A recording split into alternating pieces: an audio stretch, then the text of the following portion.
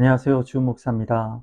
매주 목요일 신앙서적 한 권을 추천하고 함께 은혜를 나누는 한 권의 만나 125번째 시간입니다.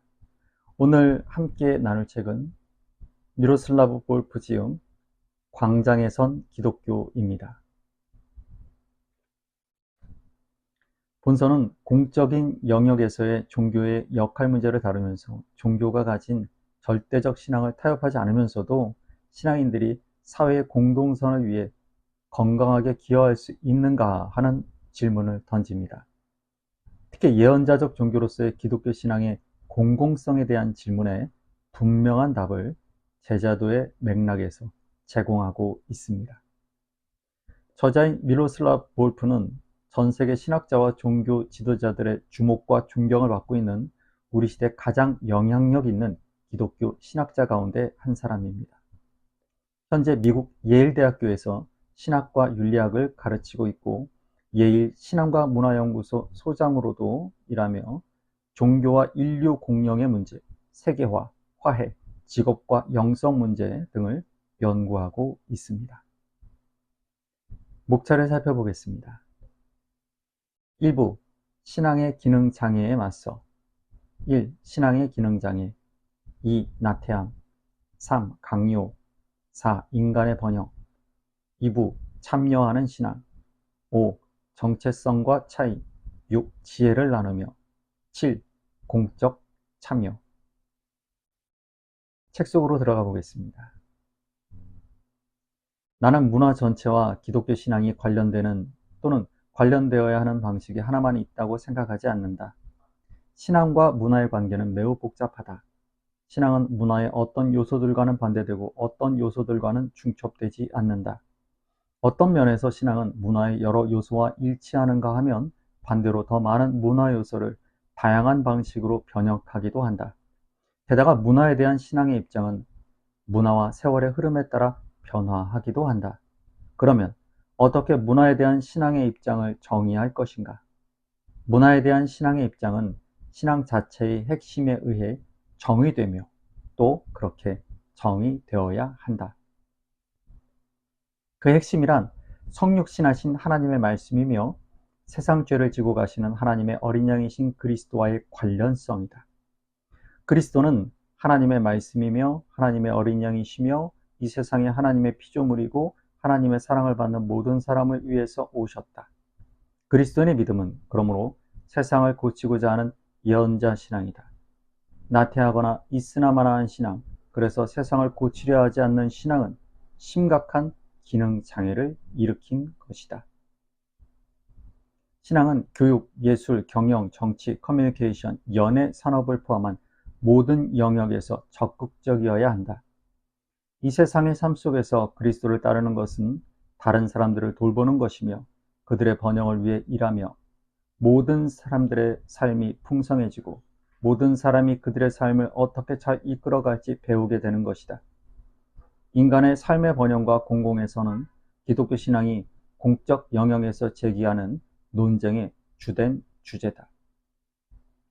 저자는 본서에서 공적 신앙이라는 새로운 지평을 열어주고 있습니다. 기독교는 공공의 영역에서 인간 삶의 번영이라는 공동선을 실현해야 하는 예언자적 종교로서의 사명을 안고 있다고 강조합니다. 기독교의 오랜 역사는 성인과 사상가들, 예술가와 건축가들, 개혁가와 보통 사람들이 이루어낸 놀라운 성취로 가득하다. 물론 기독교가 예언자적 종교로서 기준에 도달하지 못한 때도 있었다. 세상을 고치지 못하고 인간 삶의 번영을 돕지 못하는 일도 잦았다. 세상을 파괴하고 새롭고 아름다운 시도들이 뿌리 내리기도 전에 질식시키고 선하고 진실된 것을 짓밟아 버리기도 했다. 그때 신앙은 선한 삶이 번성하도록 돕는 신선한 샘물이 되기보다 독이 든 우물이 되어 그 물을 마시는 사람들에게 어떠한 악덕보다도 더 큰 해를 끼쳤다. 회귀 기능 장애의 첫 번째 현상은 신앙의 나태함이다. 기독교 신앙의 주된 목적은 개인과 공동체의 삶을 형성하는 것이다. 그러나 다양한 모습의 삶 속에서 신앙이 나태해져 마치 눈 속에 갇힌 자동차의 바퀴처럼 헛도는 경우가 빈번하다. 물론 신앙의 나태함이 모든 영역에서 나타나지는 않는다. 만일 모든 영역에서 그러하다면 신앙은 폐기되어 버릴 것이다. 아무것도 하지 않는 신앙은 무의미하기 때문이다. 때로 신앙은 유혹에 미기 때문에 나태해진다. 높은 도덕적인 수준의 삶을 살겠다고 하는 사람들도 사업상의 횡령이나 결혼에서의 부정, 학문에서의 표절, 종교적 권위의 남용이나 이와 유사한 일들 앞에서 유혹에 무너진다. 신앙은 그리스도인에게 신실한 삶을 살도록 요구하지만 우리는 악의 유혹 앞에서 무기력함을 느낀다. 유한하고 연약하여 넘어질 수밖에 없기 때문에 우리는 권력과 소유와 영광의 유혹에 쉽게 굴복한다. 잘라 말하자면 나태한 신앙은 기독교 신앙이 아니다. 신앙은 1. 우리로 하여금 여행을 떠나게 하고 2. 그 길을 인도하며 3. 우리의 걸음걸음마다 의미를 부여할 때라야 고유한 과업을 수행하는 것이다. 우리가 신앙을 받아들이고 하나님이 우리를 받아들이실 때 우리는 새로운 피조물로 지음받게 되고 하나님 백성의 일원으로 부름받는다. 이렇게 여행이 시작되고 하나님이 인간 세상으로 들어오시는 이야기 안으로 들어가게 된다. 저자는 다양한 종교와 신념이 공공 영역에서 충돌하는 다원적 현실 속에서 그리스도인의 제자도의 길을 제시합니다. 번영신학과 기복신학이 판치는 현대교회 속에서 하나님이 부르시고 동역자로 세우신 소명자로서의 그리스도인의 길에 대한 저자의 이야기에 귀를 기울여야 합니다. 삶을 변화시키는 진정한 신앙은 우리로 하여금 옳고 탁월한 일을 분별하게 하고 그 일을 할 수 있도록 동기를 부여한다. 어떤 그리스도인들은 일터의 도덕적인 영역 밖으로 하나님을 제안한다. 이보다 더 나쁜 것은 이러한 나태함이 우리의 신앙이 축복과 구원의 근거로 기능하지 못하게 망쳐놓는다는 사실이다. 하나님이 사랑하시는 이 피조세계와 모든 피조물의 복지를 돌볼 때 우리는 하나님의 목적을 위해 일하는 것이며 이렇게 해서 하나님을 위해 일하게 된다.